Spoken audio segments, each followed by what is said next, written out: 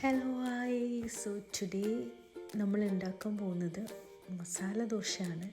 Masala dosa is actually A delicious breakfast and dinner. എല്ലാവർക്കും ഭയങ്കര ഇഷ്ടമുള്ള ഒരു ഫുഡാണ് മസാല ദോശ. സോ അതിനായിട്ട് നമുക്കൊരു സ്റ്റീൽ പാൻ ചൂടാക്കിയിട്ട് അതിലേക്ക് വെളിച്ചെണ്ണ ഒഴിക്കാം. Then we can add mustard seeds, കടുക്. അതൊന്ന് പൊട്ടി വരുമ്പോൾ വി ക്യാൻ ആഡ് ഉഴുന്ന്. ഇതെല്ലാം ഒന്ന് സോട്ടായി കഴിഞ്ഞതിന് ശേഷം നമുക്ക് ഒണിയൻ ആഡ് ചെയ്യാം.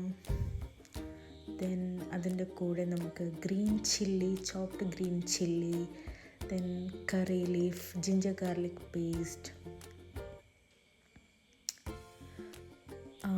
അതിൻ്റെ കൂടെ നമുക്ക് കുറച്ച് മല്ലിയില ആൻഡ് സോൾട്ട്, ആവശ്യത്തിനുള്ള സോൾട്ട്. സോ ഞാൻ ഇന്നിവിടെ എടുത്തിരിക്കുന്നത് പൊട്ടാറ്റോ വിത്ത് ക്യാരറ്റാണ്. നിങ്ങൾക്ക് വേണമെങ്കിൽ ബീട്രൂട്ട് എടുക്കാം ക്യാരറ്റിന് പകരം.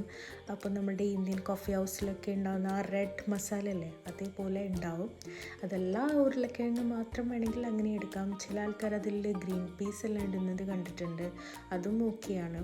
സോ ഞാനിവിടെ മഞ്ഞൾപ്പൊടി ഇട്ടിട്ടാണ് ഇത് വേവിച്ചിട്ടുള്ളത്, അതുകൊണ്ട് തന്നെ എക്സ്ട്രാ ഒരു മഞ്ഞൾപ്പൊടി ആഡ് ചെയ്യുന്നില്ല. സോ അതൊന്ന് മാഷ് ചെയ്തതിന് ശേഷം ഈ സോട്ടായിട്ടുള്ള വെജിറ്റബിളിലേക്ക്, അതായത് ഈ ഒണിയനിലേക്ക് നമ്മളത് ആഡ് ചെയ്യുന്നു. ദെൻ സോൾട്ടൊക്കെ ചെക്ക് ചെയ്തിട്ട് ഓരോരുത്തരുടെയും ഇഷ്ടത്തിനനുസരിച്ച് സോൾട്ട് കറക്റ്റ് ചെയ്യാം.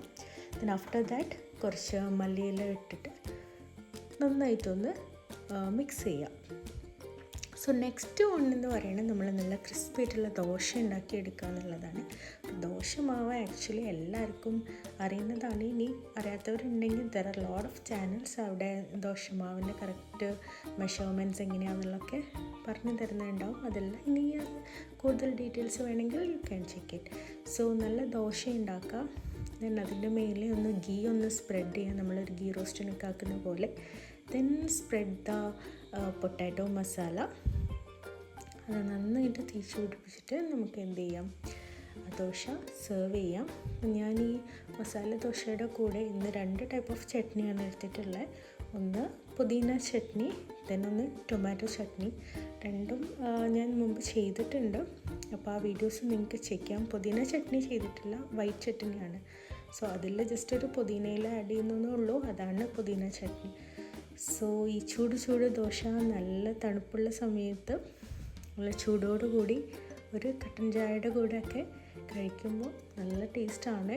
സോ ഈവനിങ് ഡിന്നറിനും നമുക്കിത് കഴിക്കാം, ബ്രേക്ക്ഫാസ്റ്റും കഴിക്കാം. So thank you for watching. Bye bye.